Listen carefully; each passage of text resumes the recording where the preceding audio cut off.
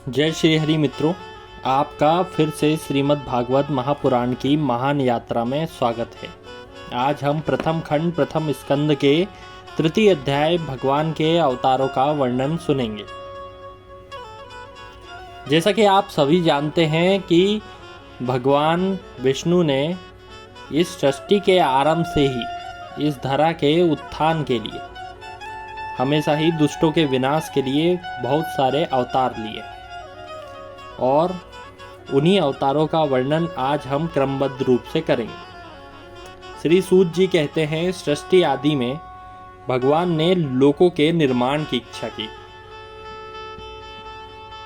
इच्छा होते ही उन्होंने तत्व से निष्पन्न पुरुष रूप ग्रहण किया, यानी भगवान विष्णु का रूप लिया। उनमें 10 इंद्रिय, 1 मन और 5 महाभूत, यह 16 कलाएं थी। उन्होंने कारण जल में शयन करते हुए जब योग निद्रा का विस्तार किया तो उनके नाभि से उत्पन्न कमल में प्रजापति के अधिपति ब्रह्मा जी उत्पन्न हुए, यानी ब्रह्मा जी ने अवतार लिया। भगवान के उस विराट स्वरूप के अंग प्रत्यंग में ही समस्त लोकों की कल्पना की गई। वह भगवान का विशुद्धतम सात्विक रूप था। योगी लोग दिव्य दृष्टि से भगवान के उस रूप का दर्शन करते हैं। जैसा भगवान श्री कृष्ण ने गीता सुनाते हुए कुरुक्षेत्र में धनुधारी अर्जुन को अपना विराट स्वरूप दिखाया था, यहाँ पर उसी का वर्णन हो रहा है, जिसके हजारों हाथ पैर जंघाएं मुख हैं, हजारों कान हैं, बहुत सारी नाक हैं और वह बहुत सारे मुकुटों से, वस्त्रों से, कुंडल आदि से सुशोभित है। यही पुरुष रूप है जिसे हम महाविष्णु कहते हैं।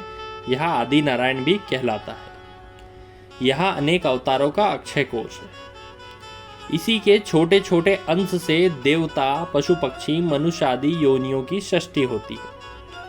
यहाँ पर यह कहा जा रहा है कि भगवान के उस विराट स्वरूप के छोटे छोटे अंशों से हम निर्मित हैं।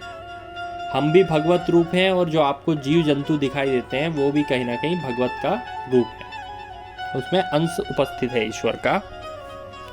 उन्हीं प्रभु ने पहले कुमार सर्ग में सनक, सनकानंदन, सनातन और सनत कुमार, इन 4 ब्राह्मणों के रूप में अवतार लिया।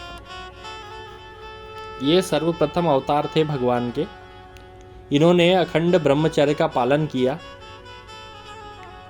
अब दूसरे अवतार के बारे में हम सुनते हैं।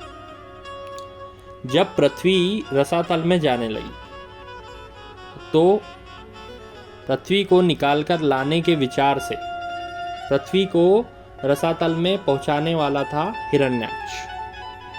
उसने पृथ्वी को एक दूर ले जाकर छुपाने की कोशिश करी, रसातल में ले जाने की कोशिश करी। उसी का उद्धार करने के लिए भगवान ने शूकर रूप यानी कि वराह रूप में अवतार लिया और सृष्टि को उस मुसीबत से उभारा।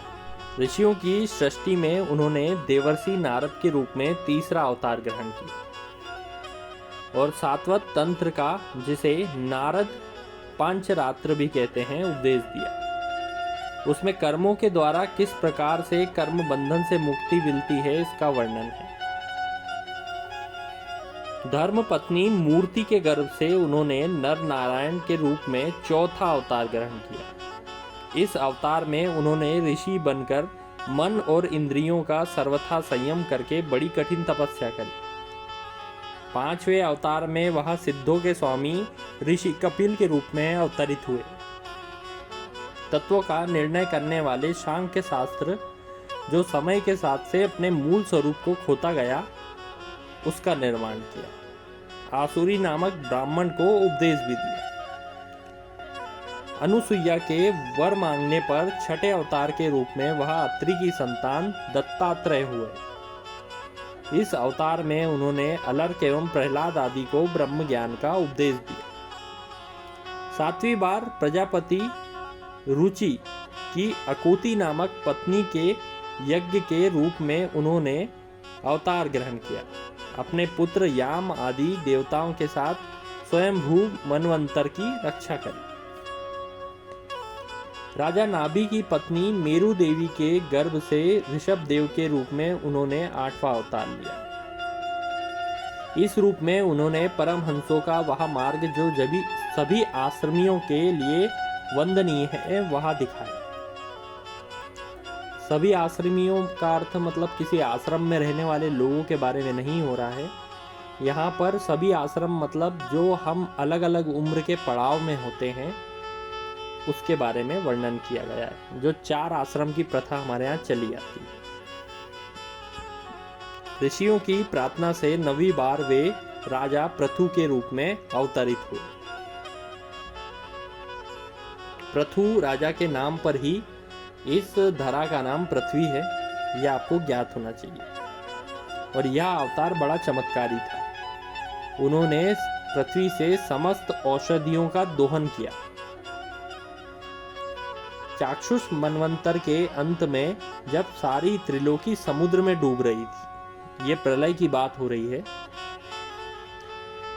यहाँ पर उन्होंने मत्स्य के रूप में 10वां अवतार लिया और पृथ्वी रूपी नौका पर बैठाकर अगले मनवंतर के अधिपति वैश्वत मनु की रक्षा की। इसकी कहानी हमें मिलती है जिसमें भगवान पृथ्वी रूपी नौका पर सभी प्रकार के जीव जंतुओं का एक एक जोड़ा, सभी प्रकार के वनस्पति और मनु को सप्तऋषि के साथ में नौका पर आने कहते हैं और बाद में उस नौका की रक्षा मत्स्य रूप में करते हैं।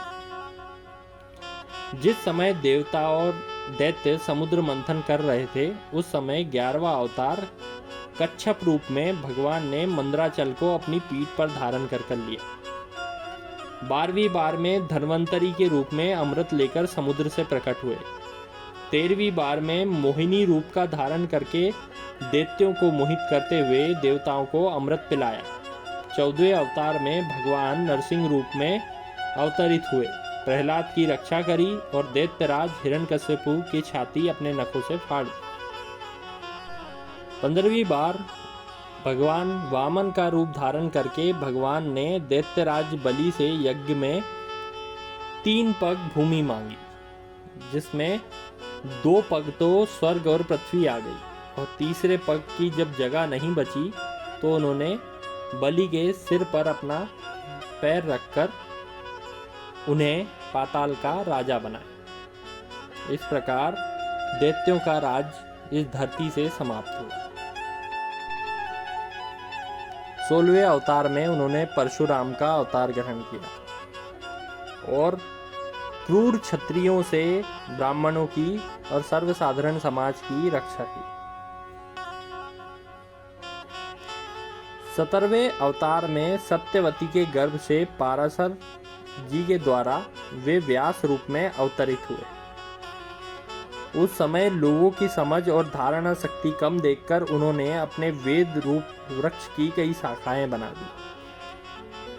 18वां अवतार देवताओं का कार्य संपन्न करने की इच्छा से उन्होंने राजा राम रूप में ग्रहण किया। सेतु बंधन, रावण वध और अनेक राक्षसों का वध करके अनेक वीरतापूर्ण लीलाएं की। 19वें और 20वें अवतारों में उन्होंने यदुवंश में बलराम और श्री कृष्ण नाम से प्रकट होकर पृथ्वी का भार उतारा। उसके बाद कलयुग आ जाने पर मगध में देवताओं के द्वेषी दैत्यों को मोहित करने के लिए अजन के पुत्र रूप में बुद्ध अवतार होगा और इसके पीछे जब कलयुग का अंत समीप होगा, राजा लोग प्रायः लुटेरे हो जाएंगे, तब जगत की रक्षा के लिए भगवान विष्णु यश नामक ब्राह्मण के घर कल्कि रूप में अवतरित होंगे। शौनक आदि ऋषियों जैसे अगाध सरोवर से हजारों छोटे छोटे नाले निकलते हैं, वैसे ही सत्वनिधि भगवान श्री हरि के असंख्य अवतार हुआ करते हैं। ऋषि, मनु, देवता, प्रजापति, मनुपुत्र जितने भी महान शक्तिशाली हैं वे सब भगवान के अंश हैं। ये सब अवतार तो भगवान के अंश अवतार या काला अवतार है, किंतु भगवान श्री कृष्ण तो स्वयं भगवान श्री हरि ही हैं। जब लोग दैत्य के अत्याचार से व्याकुल हो उठते हैं तब युग युग में अनेक रूप धारण करके भगवान उनकी रक्षा करते हैं। भगवान के दिव्य जन्मों की यह कथा अत्यंत गोपनीय और रहस्यमयी है। इसका एकाग्र चित्त से पाठन करने से सारे दुखों का नाश होता है। भगवान की लीला अमोघ है। इस लीला से ही वह सृष्टि में सृजन, पालन और संहार करते हैं, किंतु स्वयं इसमें आसक्त नहीं होते। प्राणियों के अंतःकरण में छिपे रहकर ज्ञानेंद्रिय और मन के नियंत्रण के रूप में उनके विषयों को भी ग्रहण करते हैं, किंतु उनसे अलग रहते हैं। चक्रपाणि भगवान की शक्ति और पराक्रम अनंत है। उनकी कोई थाह नहीं पा सकता।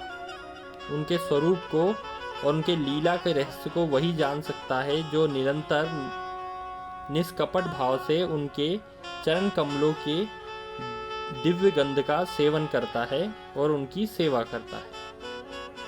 शौनक आदि ऋषियों, आप लोग बड़े सौभाग्यशाली एवं धन्य हैं, जो इस जीवन में विघ्न बाधाओं से भरे संसार में समस्त लोकों के स्वामी भगवान श्री कृष्ण से वह सर्वात्मक आत्मभाव और अनन्य प्रेम करते हैं, जिससे इस मरण जन्म के चक्र से आपको मुक्ति मिलेगी। भगवान वेद व्यास ने यह वेदों के समान भगवत चरित्र से परिपूर्ण भागवत नाम का पुराण बनाया।